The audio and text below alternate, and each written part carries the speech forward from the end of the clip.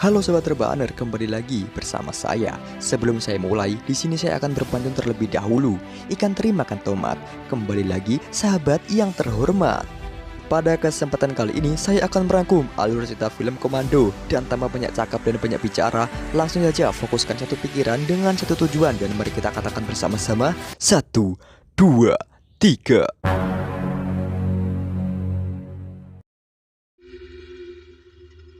Diawali dengan diperlihatkan tiga mantan pasukan khusus yang kini mereka hidup di luar kegiatan militer. Mereka telah menyembunyikan identitas mereka agar para musuh tidak dapat mengetahui mereka. Namun di sini ada seorang pria yang bernama Chok. Ini dia orangnya. Entah kenapa tidak ada angin, tak ada hujan. Mereka bertiga dibunuh oleh Chok.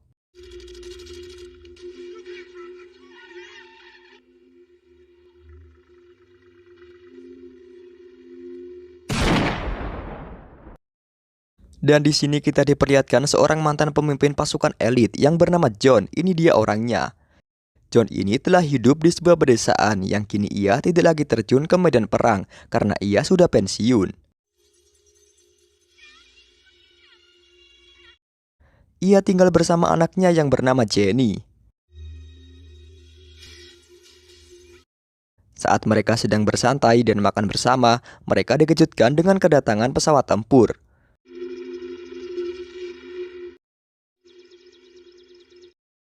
Yang ternyata itu adalah kapten dari pasukan angkatan darat yang memberitahukan kepada John tentang kematian tiga mantan anggotanya yang dibunuh secara misterius. Di sini sang kapten menyuruh John untuk bisa mengendalikan diri dan bisa menahan emosi agar ia juga tidak terlibat dalam kasus ini. Untuk berjaga-jaga agar John tetap aman, di sini kapten tersebut memberikan dua pasukan untuk melindungi rumah John. Setelah kepergian dari sang kapten, tiba-tiba datanglah prajurit misterius yang menembaki penjaga di rumah John. John di sini menyuruh putrinya untuk bersembunyi di kolong kasur dan ia mengambil senjata yang berada di dalam gudang. Ketika John akan menyerang para pasukan, John yang membuka pintu kaget dengan kematian prajurit yang menjaga rumahnya. Di sini ia bertemu dengan wakil para penjahat itu yang mengatakan bahwasannya anaknya telah dibawa kabur oleh rekan-rekannya. Wakil penjahat itu mengatakan apabila anak John ingin selamat, maka John harus bisa menuruti apa kemauan mereka.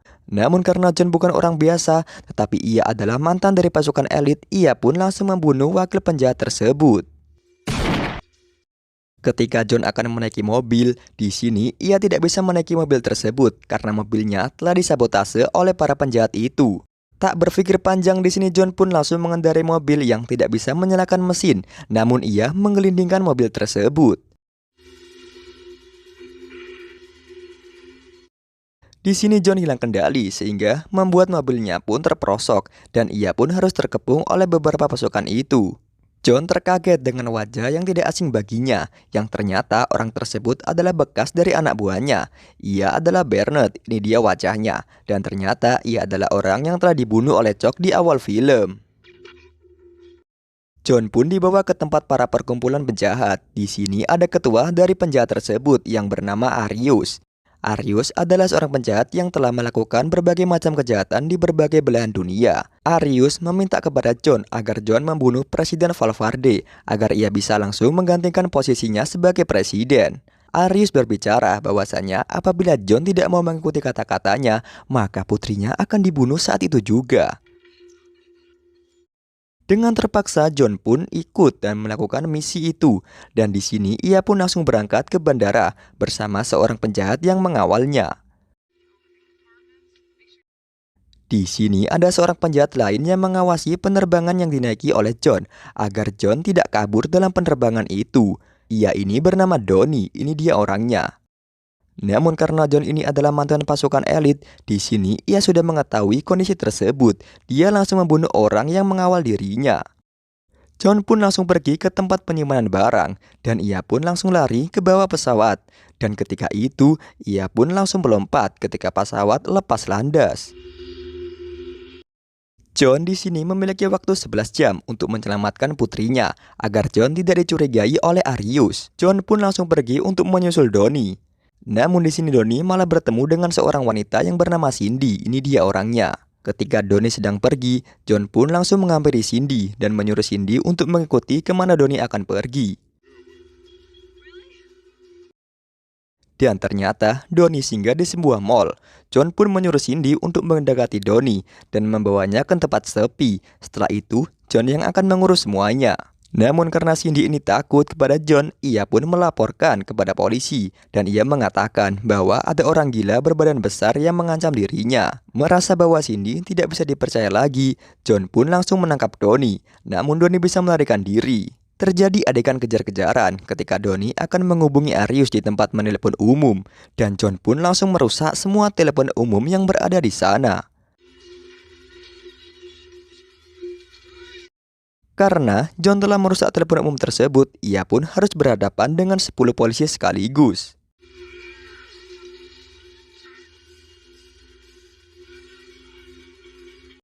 Doni yang pergi menggunakan mobil disusul oleh John dan juga Cindy.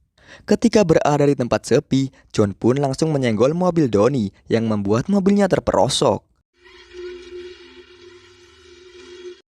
John lalu mengangkatnya di sebuah rawa dan mengancamnya untuk mengatakan di mana keberadaan putrinya. Karena ketakutan, Doni pun mengatakan hal yang sebenarnya dan John pun langsung melepaskan tangannya. John langsung pergi ke hotel Doni dan di sini Cindy ikut bersamanya karena ia adalah mantan seorang pramugari yang kasihan kepada John.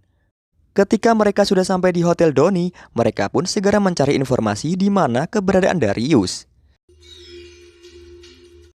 Namun ketika mereka sedang mencari petunjuk, ada prajurit Arius yang ingin mengecek apakah John sudah terbang. Dan ketika itu, John pun langsung membawa pasukan itu untuk berkelahi dengannya.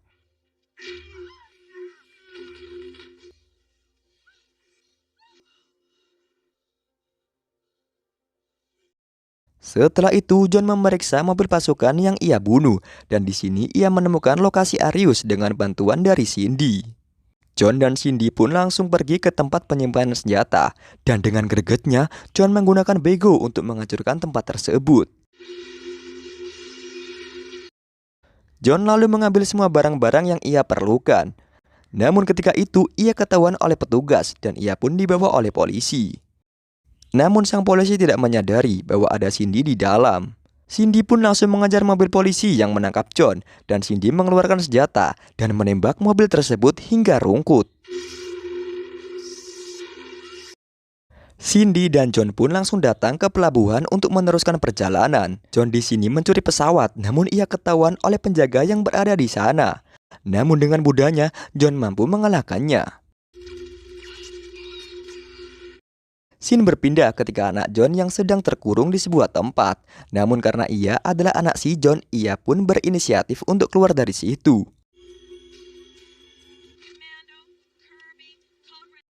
Dan John akan pergi ke tempat itu sendirian untuk menyelamatkan putrinya. John pun mengintai tempat tersebut dan ternyata tempat tersebut dijaga oleh banyak sekali tentara yang mengamankan Arius. Namun John tidak gentar dan ia pun langsung memporak-porandakan tempat tersebut.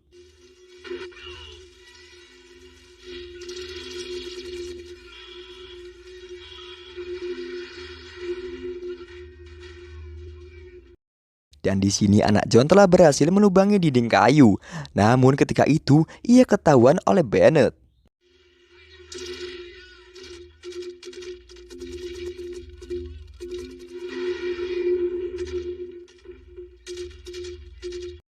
Namun di sini John terkena tembakan di perutnya, dan ia pun pergi ke gudang kecil untuk mengobati lukanya. Para pasukan yang tahu John berada di gudang itu, lalu menembaki John dengan tidak karuan.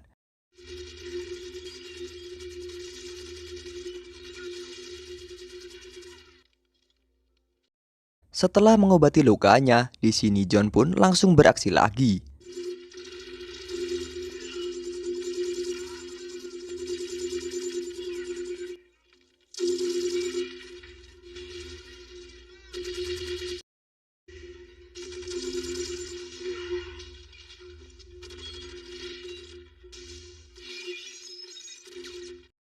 John langsung berhadapan dengan Arius, namun dengan mudahnya, John mampu mengalahkan Arius.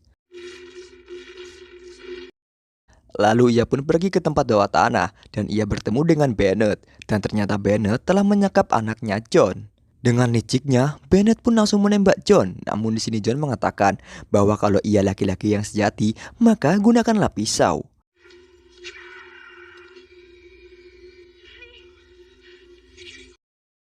Namun di sini karena John lelah, ia menyuruh Bennett untuk menggunakan tangan saja.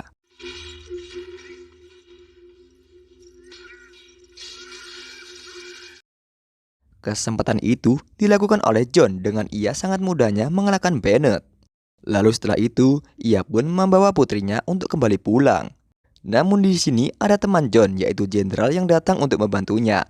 Namun di sini John mengatakan bahwasanya semua itu sudah beres karena ada dirinya. Dan film pun tamat, ending yang sangat menjonjolkan. Oke, teman-teman sekalian, terima kasih telah menonton channel ini. Jangan lupa klik tombol like dan subscribe untuk membantu channel ini berkembang. Terima kasih dan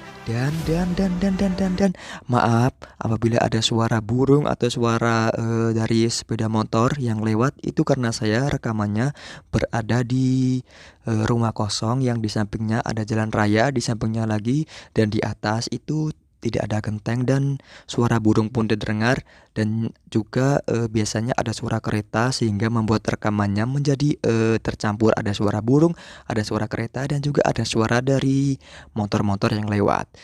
Ya saya mohon maaf apabila Anda yang mendengarkan tidak nyaman dan saya mohon bantuannya agar Anda selalu mendukung channel ini berkembang dengan klik tombol like dan subscribe untuk membuat saya menjadi lebih semangat lagi untuk membangun channel ini dan bisa membangun studio sehingga saya tidak lagi mendengar suara-suara yang aneh ketika saya rekaman. Oke, terima kasih dan sampai jumpa.